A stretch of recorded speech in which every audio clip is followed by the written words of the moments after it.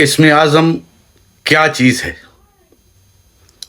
इसमें आज़म के क्या क्या राज हैं और इसमें आज़म क्या हासिल किया जा सकता है।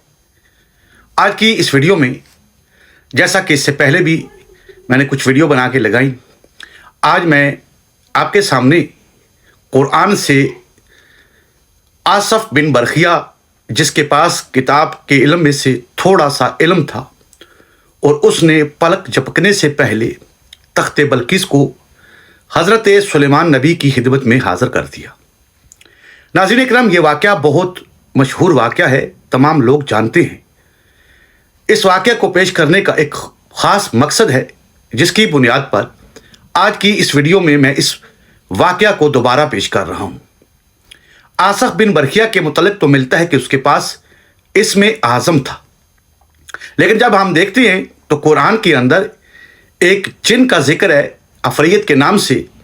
उसने भी कहा था कि मैं तख्ते बल्किस को आपके सामने पेश कर दूंगा। सिर्फ फ़र्क इतना है कि आसफ बिन बरखिया ने यह कहा था कि पलक झपकने से पहले वो तख्ते बल्किस आपकी खिदमत में हाजिर हो जाएगा, लेकिन अफरीत जिन भी तख्त लाने में नाकाम नहीं था। तख्त वो भी ला सकता था, लेकिन सवाल यह है कि वो जो अफरीत के पास जो चीज़ थी, जिसकी बुनियाद पर अफरीत जिन ने यह कहा कि मैं भी उस तख्त को ला सकता हूं, तो अफरीत के पास वो कौन सा इल्म था? क्या इसमें आज़म ही था, या इसमें आज़म के अलावा वो क्या चीज़ थी जो अफरीत के पास थी? ये आज का सवाल है साहिबान अक्ल और साहिबान इल्म के लिए, ताकि वो इस सवाल का जवाब भी दे सके। और साथ साथ यकीनन आपको याद होगा कि कल जो वीडियो मैंने लगाई थी, उस वीडियो में मैंने आपके सामने अमर बिन हंजला का वाक़या पेश किया था। इमाम मोहम्मद बाकर अलैहिस्सलाम के पास वो आया तो उसने कहा कि मुझे इसमें आज़म की तालीम दी। तो इमाम अलैहिस्सलाम ने कहा यह मुश्किल काम है, लेकिन अमर बिन हंजला ने कहा कि नहीं मौला, मैं जानना चाहता हूँ, मुझे ये अता करे। फिर उसके बाद इमाम अलैहिस्सलाम इमाम मोहम्मद बाकर अलैहिस्सलाम ने उसको एक कमरे में ले गए, ज़मीन पर हाथ रखा तो एकदम से वो ज़मीन मुकम्मल अंधेरे में तब्दील हो गई और वो मकान तब्दील हो गया अंधेरे के अंदर। आज भी मैं आपके लिए इमाम सादिक अलैहिस्सलाम, कल का वाक़या इमाम मोहम्मद बाकर अलैहिस्सलाम का था, आज इमाम सादिक अलैहिस्सलाम का वाक़या पेश करूँगा, जो कि इमाम अलैहिस्सलाम के एक बहुत बड़े जलील क़दर सहाबी हैं, जिनका नाम अमार अल-सबाती है। अमार अल-सबाती जो हैं वो इमाम सादिक अलैहिस्सलाम के पास आते हैं और इमाम सादिक अलैहिस्सलाम से कहते हैं कि मौला मुझे इसमें आज़म की तालीम दें।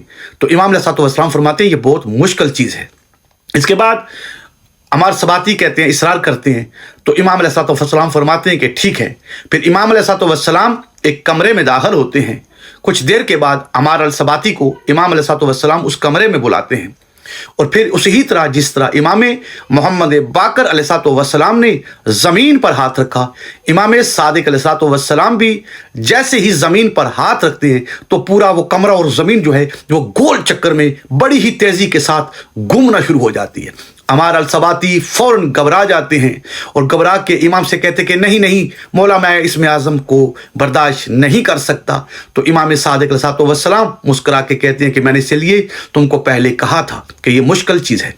नाज़रीन इकराम, ये दो वाक़यात आज की इस वीडियो में दोनों जमा हो गए हैं। लास्ट वीडियो के अंदर मैंने इमाम मोहम्मद बाकर अलैहिस्सलाम का ये वाक़या पेश किया था, आज इमाम सादिक अलैहिस्सलाम का। वहाँ अमर बिन हंजला भी बर्दाश्त न कर सका, यहाँ पर अमार अल-सबाती भी बर्दाश्त न कर सका। ये बात, दोनों वाक़यात को यकजा करने का जो असल मकसद है वो फ़कत ये है कि क्या हर कोई इंसान इस इल्म को हासिल कर सकता है? ये जितने जलील उल कदर सहाबी हो के इमाम के पास रहने वाले, अगर वो बर्दाश्त नहीं कर सके, तो आज के दौर में जो अफराद अपने दरवाज़ों पर, दीवारों पर चेकिंग की हुई है कि इसमें आज़म का इल्म हमारे पास है, आओ हम तुम्हारे मसाइल का हल तुमको देंगे, तो ये वाक़यात पेश करने का असल मकसद ये था। और साहिबान अक्ल और साहिबान इल्म से मेरा ये सवाल भी है कि वो बताएं कि आसफ बिन बरखिया के पास तो इसमें आज़म था, उसने वो तख्त को लाने का जो दावा किया था इसमें आज़म के ज़रिए किया था, तो अफरीत जो दिन है, जिस जिन ने ये दावा किया था, उसके पास क्या था? آج کی اس ویڈیو کو میں یہاں ختم کروں گا اور میں انشاءاللہ آگے اس سے بھی عظیم چیزیں آپ کے سامنے اسم اعظم کے متعلق پیش کروں گا۔ ائمہ اہل بیت علیہ السلام کی احادیث سے حوالہ میں اس لیے نہیں دے رہا، انشاءاللہ جس کو حوالے کی ضرورت ہوگی میں اس کو لائیو لوں گا اپنے یوٹیوب چینل پر، اور اس ہی سے کتابیں کھلوا کے جب وہ حوالہ طلب کرے گا، کیونکہ صرف لوگ حوالہ لیتے ہیں پھر اس کی تحقیق نہیں کرتے، تو جو حوالہ مانگے گا میں اس کو لائیو لوں گا اور اسی ہی سے کتابیں کھلوا کے معتبر کتابیں، یہ ساری چیزیں اسی کے سامنے اسی کے ذریعے آپ لوگوں تک پہنچاؤں گا، تمام حوالہ جات۔